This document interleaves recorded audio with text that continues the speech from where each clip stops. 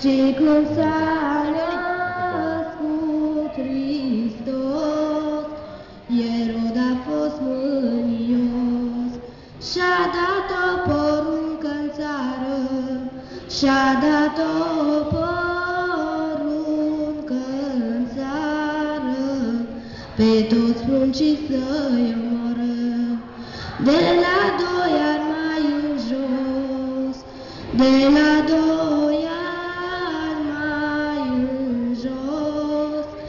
să-l omoare pe Hristos. Mamele plângeau pe uliți, mamele plângeau pe uliți, pruncile mureau însuliți, mamele se tânguiau, mamele se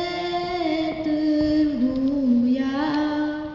pruncii în sânge se scăldau. 14.000 de prunci, 14.000 de prunci au fost omorâți atunci, dar Iisus cel mai curat,